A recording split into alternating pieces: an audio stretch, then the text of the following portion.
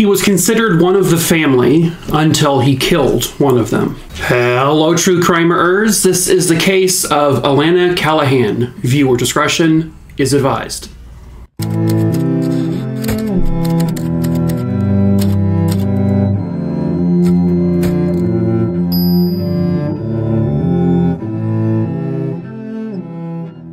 Real quick before we get started, of course, hello, my name is Mike. If you are new to the channel, I tell many true crime stories a week here on YouTube. Not with so much enthusiasm, though.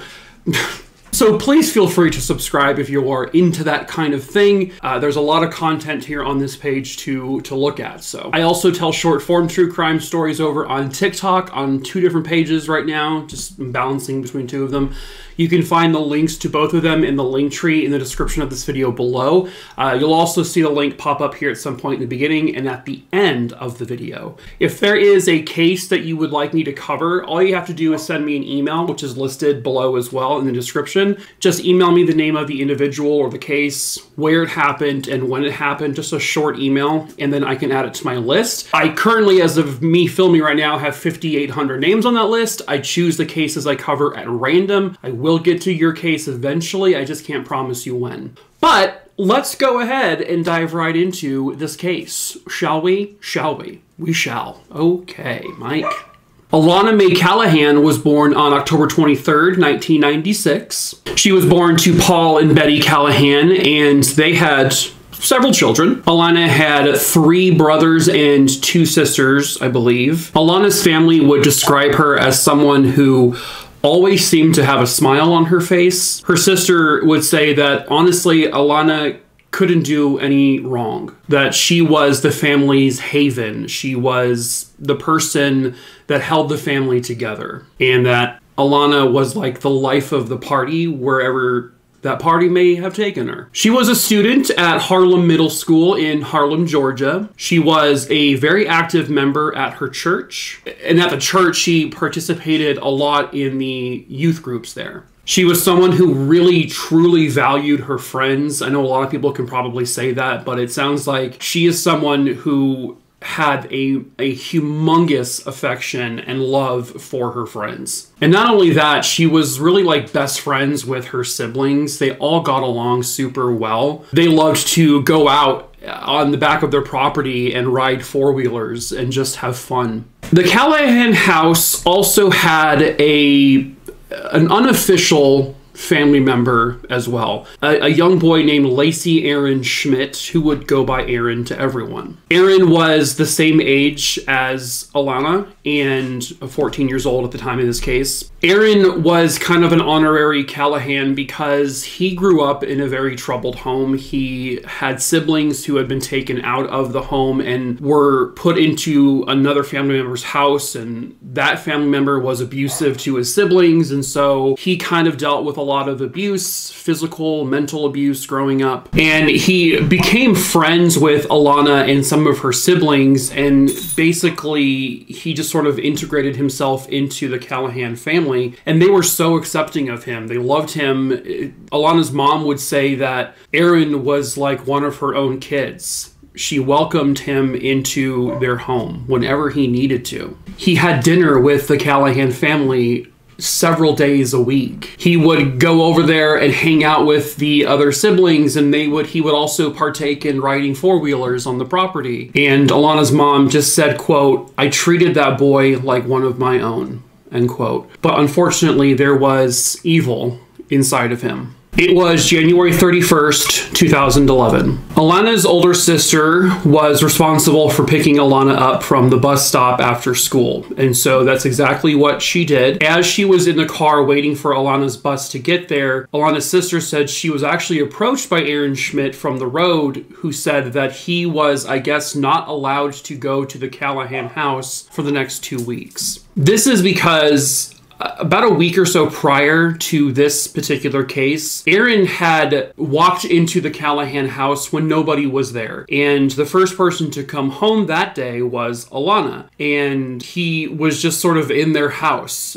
just kind of like without anyone there. And that was super unusual because the door was supposed to be locked. He claimed it wasn't unlocked, but the family's like, no, that door was definitely locked. And that means he broke into their home. And so Alana's mom and dad said, listen, Aaron, from now on, you cannot enter this house unless myself or my husband at least is home. You need to have at least one adult in the house, despite how many kids are in here at the time. You need to have one adult before you can come in. And that they also said, we don't want you coming into the house before 5 p.m. because that's family time, it's school time, kids are, doing homework and whatnot. They don't need a distraction, so if you're going to come over at all, come over after 5 p.m. And so he was then forbidden for like 2 weeks from going over there. He lived right down the street, and at this point, by the way, he's actually in high school. He's a freshman in high school. But at any rate, back to the day in question, Alana's sister then picked up Alana from the bus stop and they got home. Roughly 30 minutes or so later, Alana's sister would get back in the car to pick up one of her brothers from the bus stop because the brothers was at a different school and their bus came a little bit later. The time frame that Alana's sister was gone until she got home with her brother was literally 10 minutes, if that. When Alana's sister left the house, Alana was at the family computer doing some work on her like Facebook page or something like that. But when the sister and the brother got home, they looked down and saw that Alana's shoes were on the ground as well as Aaron's shoes. It was, I guess, a custom for everyone who entered the home to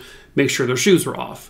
Which was strange to the sister because she had just been told that he wasn't allowed in the house for the next 2 weeks. And definitely wasn't allowed in the house without an adult before 5 p.m. What are his shoes doing here? When the sister goes to the computer area, she sees that the computer chair is toppled over and there is a pool of blood right next to the computer chair. There also appears to be blood on, I guess, the steps leading outside to the back yard area, and there's like some blood smeared on a wall. The sister and the brother are kind of panicking because what the hell just happened here? I've only been gone for like 10 minutes. At this point, Aaron busts in through the front door of the home and says, someone took Alana, someone took her, someone kidnapped her from the house. And he was screaming like, I don't know what to do, she was taken. So they go outside towards the back and they're like calling Alana's name. And Aaron is a little bit ahead of Alana's sister, but not that far ahead. And he suddenly goes and points and says, oh my God, she's over there, she's over there. But according to the sister, there's no way he could have seen what he claimed he saw from that position because it was pretty far away. The sister says Aaron runs towards where eventually they find Alana on the ground covered in blood. And apparently he's pulling a stick out of Alana's hair. He's not crying, by the way, at all. He's not emotional whatsoever. But as he's touching her and taking the stick out of her hair, he says something very bizarre. He said, oh my God, now my prints are on her body and they're gonna think I killed her. Alana's brother is like now crying because they just found Alana in a bloody mess, and the sister is trying to give her mouth to mouth to see if she can resuscitate her, but she can't. 911 has already been called, and by the time they arrive, Alana Calahan is pronounced deceased.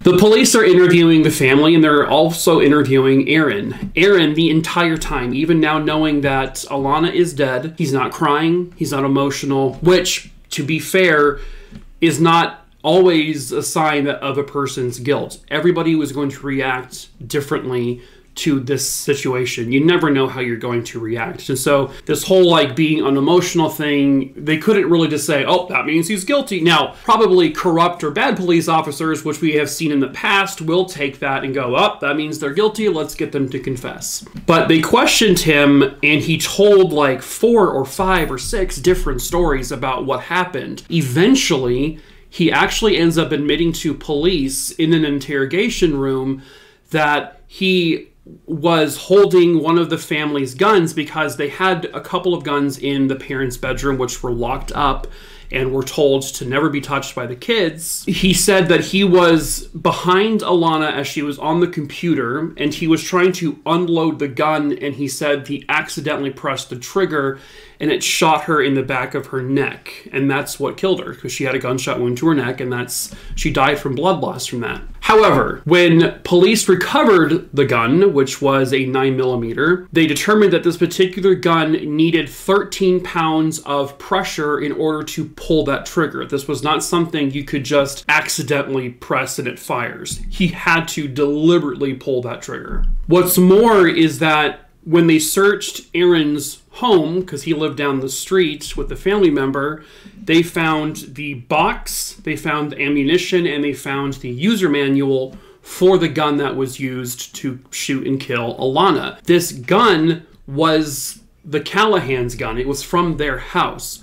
There is no way that he could have, in a matter of 10 minutes, walked into the house, shot and killed Alana, take the gun, the box, the ammunition, and the user manual, run down to his house, and come back.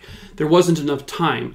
So what they believed happened was that when he had basically broken into the house a week prior, he probably stole the gun then, which then would create, this is a scenario in which he was likely planning this. They also found other items from the Calahan home in Aaron's possession at his home, including a iPod, an MP3 player, and a digital camera, and like a couple other small things. The house keys that Aaron used had been lost for like a week or two. So the keys were found under a floor mat in one of the Calahan vehicles, a vehicle that Aaron had been in many times before. And so with all of this evidence, Aaron was arrested and charged with the murder of 14-year-old Alana Calahan. He, as well, being 14 years old. Well, what's the motive here? Why did he do it? Essentially, from what it sounds like, Alana and Aaron had dated, but I use that term loosely because they only dated for a couple of days. And one of Alana's youth pastors from the church she would go to told her that 13, 14 years old, he's probably too young to be in any kind of dating relationship. And her parents agreed. And so at that point, they said that Aaron and Alana were only allowed to be friends.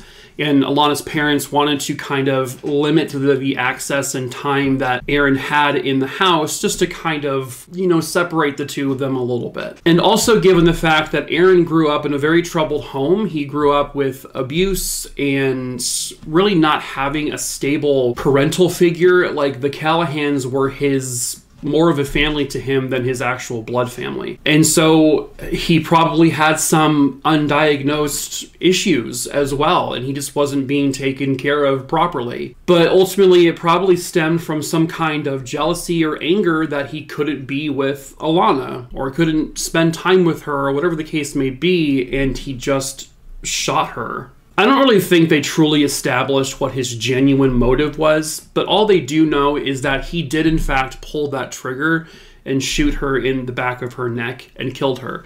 He then dragged her body from the house out to the woods behind the house because he wanted to make it look like a home invasion gone wrong and someone had kidnapped her and killed her. But all the evidence pointed to him. This wasn't just about his confession and saying that he had accidentally killed her. This was about the stolen gun box being found in his home with other stolen items, the fact that his fingerprints were on the gun. He did it. It was him. And that's really, in the end, all that mattered. Why he did it is kind of a secondary issue. Aaron Schmidt goes on trial for the murder of Alana, and he is found guilty of the murder. And in a nice little twist here, because a lot of times when kids commit murders, and I'm sure most of you know my feelings about this, they're usually given a little light sentence and a slap on the wrist and, hey, don't do that again. Here's serve a couple of years in prison and let's put you back out into the world, which is so stupid if you are a person with a brain who is capable of determining right from wrong and a person who is capable of knowing what murder is, and you make the conscious decision to murder a person, you should be treated like an adult.